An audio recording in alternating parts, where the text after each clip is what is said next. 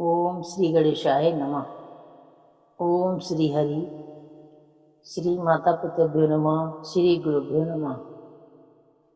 ओम लंबोदरम परम सुंदर मेघदंतम रक्तांबरम त्रिनयनम परम पवित्रम उदय दिवाकर निभोजल कांतकांतनम विघ्नेश्वरम सकल विघ्नहरम नमामि। श्री सत्यनारायण व्रत कथा अध्याय प्रथमो अध्याय।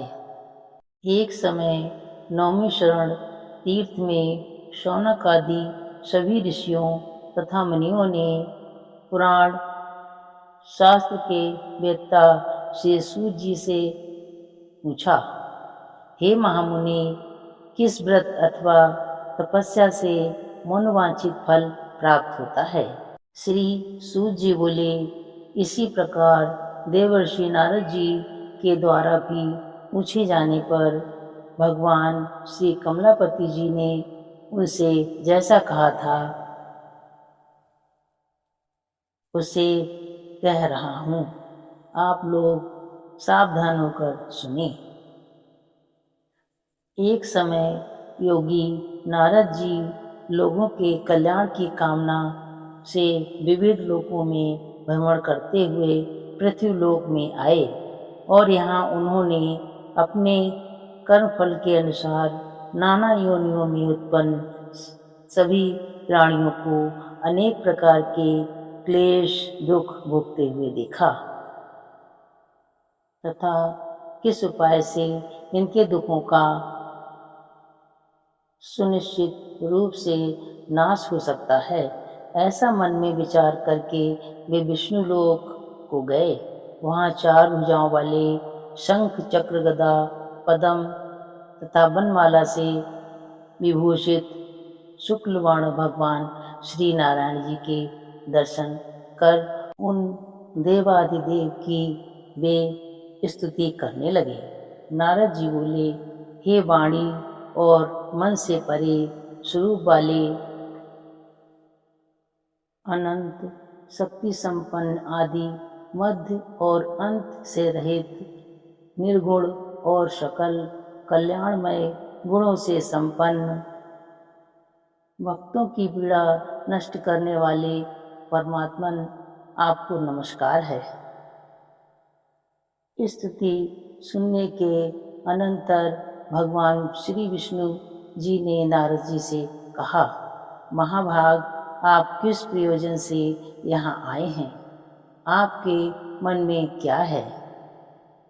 नारद जी बोले, भगवान पृथ्वीलोक में अपने पाप कर्मों के द्वारा विभिन्न योनियों में उत्पन्न सभी लोग बहुत प्रकार के क्लेशों से दुखी होकर अपना जीवन यापन कर रहे हैं। हे नाथ, किस लघु उपाय से उनके कष्टों का निवारण हो सकता है? यदि आपकी मेरे ऊपर कृपा हो तो सब मैं सुनना चाहता हूँ, उसे बताएं। श्री भगवान ने कहा, हे वत्स, संसार के ऊपर अनुग्रह करने की इच्छा से आपने बहुत अच्छी बात पूछी है। जिस व्रत के करने से प्राणी मोह से मुक्त हो जाता है उसे आपको बताता हूँ, सुने। हे वत्स, स्वर्ग और पृथ्वीलोक में दुर्लभ भगवान सत्यनारायण का एक महान व्रत है। आपके स्नेह के कारण इस समय मैं उसे कह रहा हूँ। अच्छी प्रकार विधि विधान से भगवान सत्यनारायण जी का व्रत करके मनुष्य शीघ्र ही सुख प्राप्त कर परलोक में मोक्ष प्राप्त कर सकता है। भगवान की ऐसी वाणी सुनकर नारद जी ने कहा, प्रभु, इस व्रत को करने का क्या फल है? इसका विधान क्या है? इस व्रत को किसने किया और इसे कब करना चाहिए? यह सब विस्तार पूर्वक बतलाइए। भगवान ने कहा, यह श्री सत्यनारायण जी व्रत दुख शोक आदि का शमन करने वाला है, धन धान की वृद्धि करने वाला है, सौभाग्य और संतान देने वाला है, सर्वत्र विजय प्राप्त कराने वाला है। जिस किसी भी दिन भक्ति और श्रद्धा से सम्मिलित होकर मनुष्य ब्राह्मणों और बंधु बांधवों के साथ धर्म में तत्पर होकर सायंकाल में भगवान श्री सत्यनारायण जी की पूजा करें। नैवेद्य के रूप में उत्तम कोटि के भोजनीय पदार्थ को सवाया मात्रा में भक्ति पूर्वक अर्पित करना चाहिए। केले के फल, घी, दूध, गेहूं का चूर्ण तथा गेहूं के चूर्ण के अभाव में साटी का चूर्ण, शक्कर या गुड़, यह सब योग सामग्री सवाया मात्रा में एकत्रित करके निवेदित करनी चाहिए। बंधु बांधवों के साथ श्री सत्यनारायण भगवान जी की कथा सुनकर ब्राह्मणों को भोजन कराना चाहिए। भक्ति पूर्वक प्रसाद ग्रहण करके नृत्य गीत आदि का आयोजन करें। तदनंतर भगवान सत्यनारायण का स्मरण करते हुए अपने घर को जाएं। ऐसा करने से मनुष्यों की अभिलाषा अवश्य पूर्ण होती है। विशेष रूप से कलयुग में पृथ्वीलोक में यह सबसे छोटा एवं सरल उपाय है। श्री स्कंद पुराणे रेवाखंडे सत्यनारायण व्रत कथायाम प्रथमो अध्याय संपूर्णम। ओम तत्सत ओम। द्वितीय अध्याय। सूत जी ने कहा, हे ऋषियों, जिन्होंने पहले समय में इस व्रत को किया है उनका इतिहास कहता हूँ, आप सब ध्यान से सुने। सुंदर काशी नगरी में एक अत्यंत निर्धन ब्राह्मण रहता था। वो ब्राह्मण भूख और प्यास से बेचैन होकर पृथ्वी पर घूमता रहता था। ब्राह्मणों से प्रेम करने वाले श्री विष्णु भगवान जी ने ब्राह्मण को देखकर एक दिन बूढ़े ब्राह्मण का रूप धारण कर ब्राह्मण के पास आकर आदर के साथ पूछा, हे विप्रदेव, तुम नित्य ही दुखी होकर पृथ्वी पर क्यों घूमते हो? तब उस ब्राह्मण ने कहा, मैं भिक्षा के लिए पृथ्वी पर फिरता हूँ। हे भगवान, यदि आप इससे छुटकारा पाने का कोई उपाय जानते हो तो कृपा करके मुझे बताएं। वृद्ध ब्राह्मण का रूप धारण किए श्री विष्णु जी ने कहा, हे ब्राह्मण, श्री सत्यनारायण भगवान मनवांछित फल देने वाले हैं, इसलिए तुम उनका पूजन करो। इससे मनुष्य सब दुखों से मुक्त हो जाता है। ब्राह्मण को व्रत का सारा विधान समझाकर बूढ़े ब्राह्मण का रूप धारण करने वाले श्री भगवान जी अंतर्ध्यान हो गए। जिस व्रत को वृद्ध ब्राह्मण ने बताया है, मैं उसको अवश्य ही करूँगा, ये निश्चय कर वो ब्राह्मण घर चला गया। अगले दिन वो जल्दी उठा और श्री सत्यनारायण जी का व्रत करने का निश्चय कर भिक्षा मांगने के लिए चल दिया। उस दिन उसको भिक्षा में बहुत सा धन मिला, जिससे उसने पूजा का सामान खरीदा और घर आकर अपने बंधु बांधवों के साथ श्री सत्यनारायण जी का व्रत किया। इसके करने से वो ब्राह्मण सब दुखों से छूटकर अनेक प्रकार की सुख संपत्तियों से युक्त हुआ। तभी से वो विप्र हर मास व्रत करने लगा। इसी प्रकार सत्यनारायण जी के व्रत को जो शास्त्रीय विधि के अनुसार करेगा, वो सब पापों से छूटकर मोक्ष को प्राप्त होगा। आगे भी जो मनुष्य पृथ्वी पर श्री सत्यनारायण जी का व्रत करेगा वो सब दुखों से छूट जाएगा। इस प्रकार नारद जी से सत्यनारायण भगवान का कहा हुआ व्रत मैंने आपसे कहा। तब ऋषियों ने कहा, हे मुनीश्वर, संसार में इस विप्र से सुनकर किस किसने इस व्रत को किया, ये हम सब सुनना चाहते हैं। श्री सूत जी ने कहा, हे मुनियों, जिस जिस प्राणी ने इस व्रत को किया है उन सब की कथा सुनो। एक समय वो ब्राह्मण धन और ऐश्वर्य के अनुसार बंधु बांधवों के साथ व्रत पूजन कर रहा था कि उसी समय एक लकड़हारा उसने लकड़ियां बाहर रख दी और विप्र के घर में चला गया। प्यास से व्याकुल लकड़हारे ने विप्र को व्रत करते देखा। वो प्यास को भूल गया।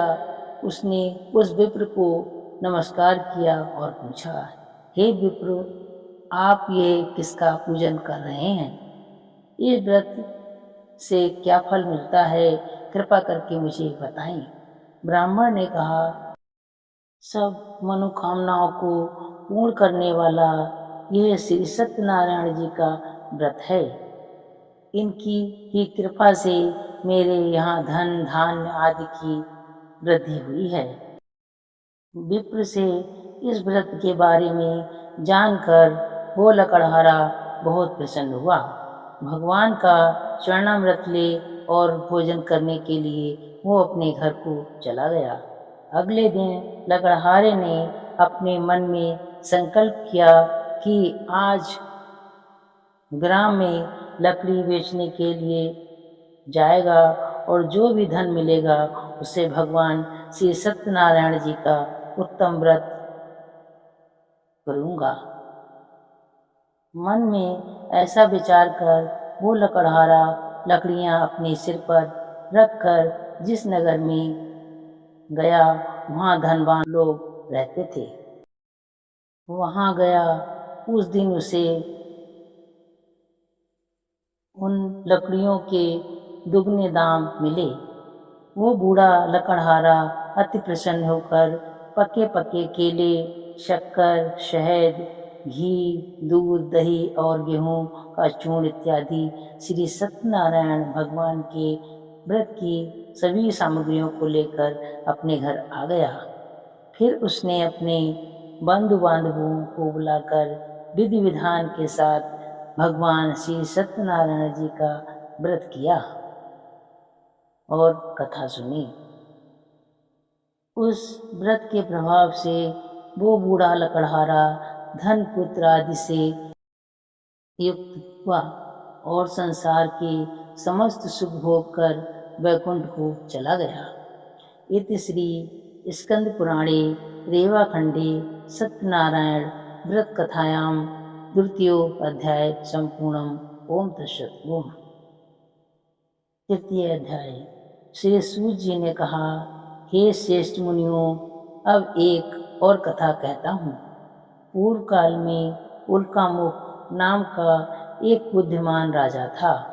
वो सत्यवक्ता और जितेंद्रिय था। प्रतिदिन देव स्थानों पर जाता और गरीबों को धन देकर उनके कष्ट दूर करता था।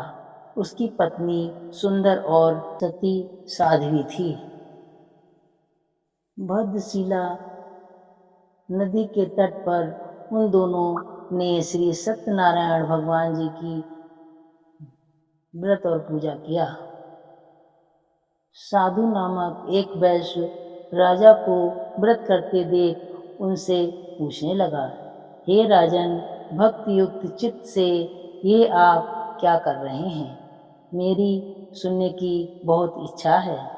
तब महाराजा उल्कामुख ने कहा, हे साधु वैश्य, मैं अपने बंधु बांधवों के साथ संतान की प्राप्ति के लिए महाशक्तिमान श्री सत्यनारायण भगवान जी का व्रत और पूजन कर रहा हूँ। उसने कहा, हे राजन, मुझे भी इसका संविधान बतलाइए। मैं भी आपके कथानुसार इस व्रत को करूँगा। मुझे कोई संतान नहीं है। विश्वास है कि इससे निश्चय ही मेरे यहाँ भी संतान होगी। राजा से सब विधान सुनकर व्यापार से निवृत्त हो वो वैश्य खुशी खुशी अपने घर आया। वैश्य ने अपनी पत्नी लीलावती से संतान देने वाले उस व्रत का समाचार सुनाया और प्रण किया कि जब हमारे यहाँ संतान होगी तब मैं इस व्रत को करूँगा। एक दिन उसकी पत्नी लीलावती सांसारिक धर्म में प्रवृत्त होकर गर्भवती हो गई। उसने एक सुंदर कन्या को जन्म दिया। कन्या का नाम कलावती रखा गया। इसके बाद लीलावती ने अपने पति को स्मरण दिलाया कि आपने जो भगवान का व्रत करने का संकल्प किया था वो आप उसे पूरा कीजिए। साधु वैश्य ने कहा, हे प्रिय, मैं कन्या के विवाह पर इस व्रत को करूँगा। इस प्रकार अपनी पत्नी को आश्वासन देकर वो व्यापार करने चला गया। काफ़ी दिनों पश्चात वो लौटा तो उसने नगर में सखियों के साथ अपनी पुत्री को खेलते देखा। वैश्य ने तत्काल कलावती के लिए कोई सुयोग वर की तलाश की। कंचन नगर के सुयोग वणिक पुत्र से अपने बंधु बांधवों सहित प्रसन्नचित होकर अपनी पुत्री का विवाह उसके साथ कर दिया। श्री सत्यनारायण भगवान का व्रत करना भूल गया। इस पर श्री सत्यनारायण भगवान की लीला हुई। अपने कार्य में कुशल साधु नामक वैश्य अपने जमाता सहित नाव को लेकर व्यापार करने के लिए समुद्र के समीप स्थित रत्नसारपुर नगर में गया। दोनों ससुर जमाई राजा चंद्रकेतु के नगर में व्यापार करने लगे। एक दिन भगवान श्री सत्यनारायण जी की माया से प्रेरित एक चोर राजा का धन चुराकर भागा जा रहा था। राजा के दूतों को अपने पीछे आते देखकर चोर ने घबराकर राजा के धन को उनकी नाव में रख दिया और भाग गया। जहाँ ससुर और जमाई थे, जब राजा के धन को उनकी नाव में रखा देखा तो पकड़कर राजा के समीप जाकर बोले, हम ये दो चोरों को पकड़कर ले आए हैं, आप आज्ञा दें। राजा ने कारागार में डालने की आज्ञा दे दी। इस प्रकार राजा की आज्ञा से उनको कठिन कारावास में डाल दिया गया तथा उनका धन भी ले लिया। श्री सत्यनारायण भगवान जी की लीला के अनुसार साधु वैश्य की पत्नी लीलावती व पुत्री कलावती भी घर में बहुत दुखी हुए। उनके घर में रखा हुआ धन चोर चोरी कर ले गए। एक दिन शारीरिक व मानसिक पीड़ा और भूख प्यास से अति दुखित हो भोजन के लिए चिंता में कलावती एक ब्राह्मण के घर गई। उसने श्री सत्यनारायण भगवान का व्रत होते देखा। उसने कथा सुनी तथा प्रसाद ग्रहण कर रात को घर आई। माता ने कलावती से पूछा, हे पुत्री, तू अब तक कहाँ रही व तेरे मन में क्या है?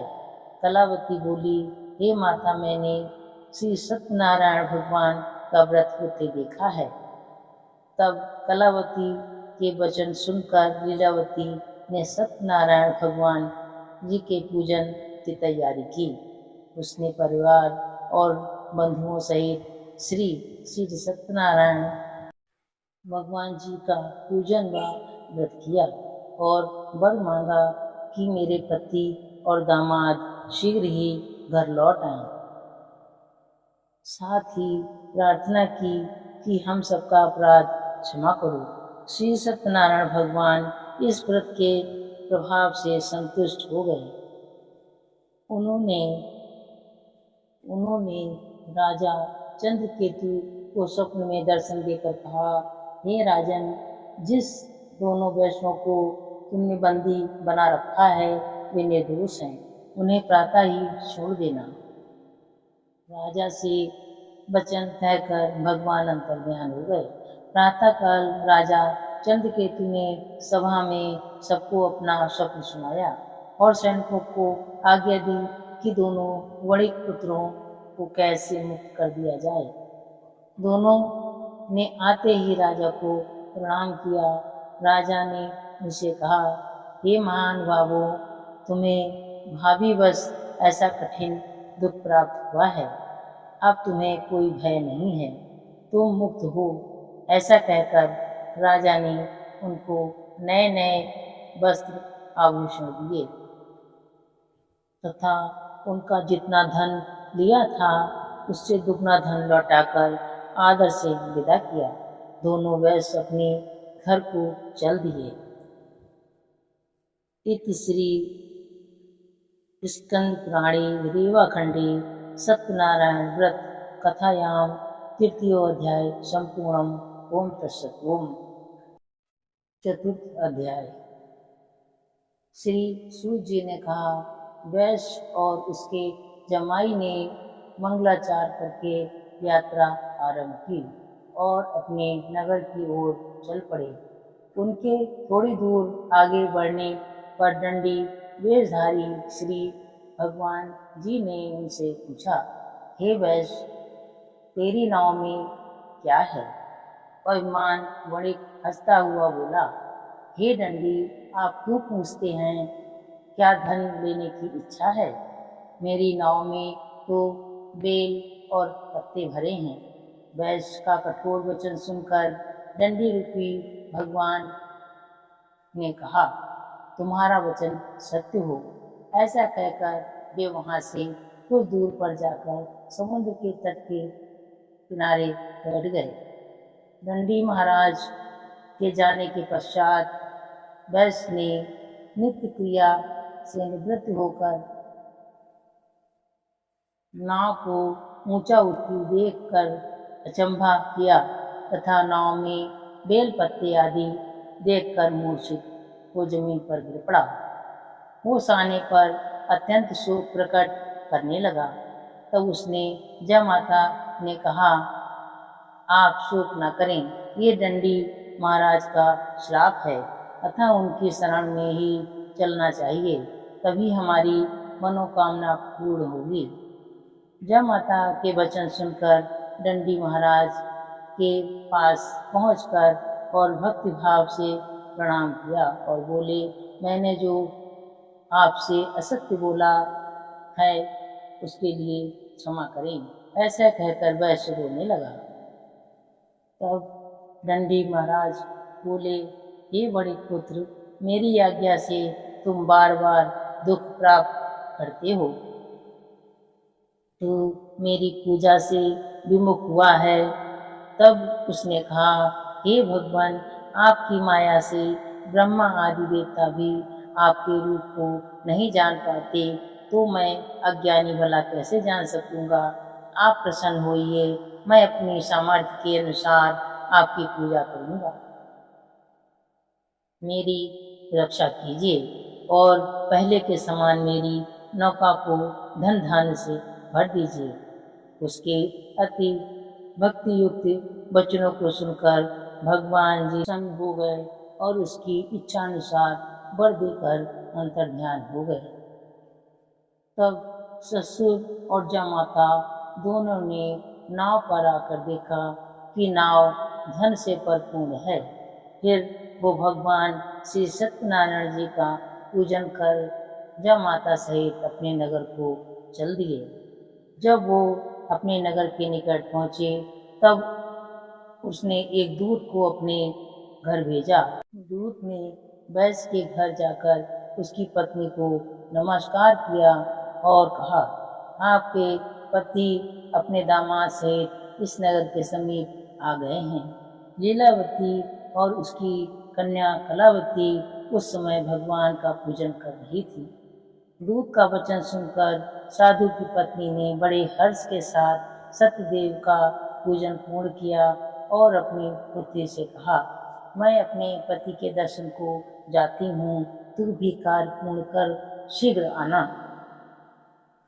परंतु कलावती पूजन और प्रसाद छोड़कर अपने पति के दर्शन के लिए चली गई, परंतु उसका पति अदृश्य हो गया। उसको अपने पति के दर्शन नहीं हुए। नौका को डूबा हुआ तथा कन्या को रोती हुई देख वैश्य दुखी हो बोला, हे प्रभु, मुझसे या मेरे परिवार से जो भूल हुई है उसे क्षमा करो। उसके दीन वचन सुनकर सत्यदेव भगवान प्रसन्न हो गए। आकाशवाणी हुई, हे वैश्य, तेरी कन्या प्रसाद छोड़कर आई है। इसका पति अदृश्य हुआ है। यदि वो घर जाकर प्रसाद खाकर लौटे तो इसका पति अवश्य ही मिलेगा। आकाशवाणी को सुनकर कलावती ने घर पहुंचकर पूजन कर प्रसाद खाया और फिर आकर अपने पति के दर्शन किए। तत्पश्चात वैश्य ने वहीं बंधु बांधवों सहित सत्यदेव का विधि पूर्वक पूजन किया। वो इस लोक का सुख भोग कर अंत में स्वर्ग को प्राप्त हुआ। श्री स्कंद पुराणे रेवाखंडे श्री सत्यनारायण व्रत कथायां चतुर्थो अध्याय संपूर्णम। ओम तत्सत्। ओम। पंचम अध्याय। श्री सूत जी ने आगे कहा, हे ऋषियों, मैं एक और भी कथा कहता हूँ। प्रजापालन में लीन तुंगध्वज नाम का एक राजा था। उसने भगवान सत्यदेव का प्रसाद त्याग कर बहुत बड़ा दुख पाया। एक समय राजा वन में वन पशुओं को मारकर बड़ के वृक्ष के नीचे आया। वहाँ उसने ग्वालों को भक्ति भाव से बंधुओं सहित श्री सत्यनारायण जी का व्रत पूजन करते देखा, परंतु राजा देखकर भी अभिमानवश ना तो वहाँ गया और ना ही सत्यदेव भगवान को नमस्कार ही किया। जब ग्वालों ने भगवान जी का प्रसाद उसके सामने रखा तो वो प्रसाद त्याग कर अपने नगर को चला गया। नगर में पहुंचकर उसने देखा कि उसका सब कुछ नष्ट हो गया था। वो समझ गया कि यह सब भगवान सत्यदेव ने ही किया है। तब वो उसी स्थान पर वापस गया और ग्वाले के समीप आया और विधि पूर्वक पूजन कर प्रसाद खाया तो सत्यनारायण जी की कृपा से सब कुछ पहले जैसा ही हो गया और दीर्घ काल तक सुख भोग कर स्वर्गलोक को चला गया। जो मनुष्य इस परम दुर्लभ व्रत को करेगा, श्री सत्यनारायण भगवान की कृपा से उसे धन धान्य की प्राप्ति होगी। निर्धन धनी बंधन से मुक्त होकर निर्भय हो जाता है। संतानहीन को संतान प्राप्त होती है तथा सब मनोरथ पूर्ण होकर अंत में वो वैकुंठ धाम हो जाता है। जिन्होंने पहले इस व्रत को किया, अब उनके दूसरे जन्म की कथा भी सुनिए। सतानंद नामक ब्राह्मण ने सुदामा के रूप में जन्म लेकर भगवान श्री कृष्ण की भक्ति की और मोक्ष को प्राप्त किया। उल्कामुख नाम के महाराजा राजा दशरथ बने और श्री रंगनाथ का पूजन कर वैकुंठ को प्राप्त हुए। साधु नाम के वैश्य ने धर्मात्मा व सत्य प्रतिज्ञा राजा मोरध्वज बनकर अपने पुत्र को आरे से चीर कर मोक्ष को प्राप्त किया। महाराज तुंगध्वज स्वयं भूमनु हुए। उन्होंने बहुत से लोगों को भगवान की भक्ति में लीन कर मोक्ष प्राप्त किया।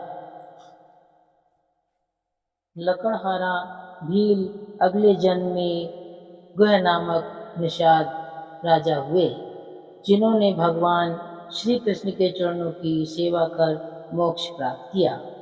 इति श्री स्कंद पुराणे रेवाखंडे श्री सत्यनारायण व्रत कथायां पंचम अध्याय संपूर्णम। ओम तत्सत्। ओम। श्री सत्यनारायण भगवान की जय।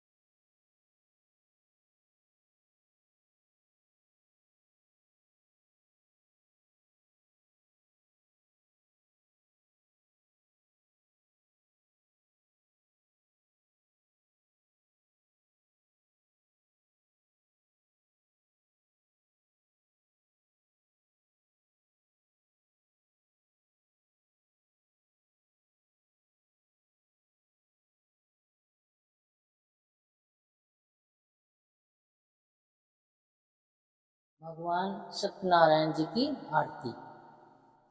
ओम जय लक्ष्मी रमणा स्वामी जय लक्ष्मी रमणा। सत्यनारायण स्वामी जनपातक हरिणा। ओम जय लक्ष्मी रमणा। रत्न जड़ित सिंहासन अद्भुत छवि राजे।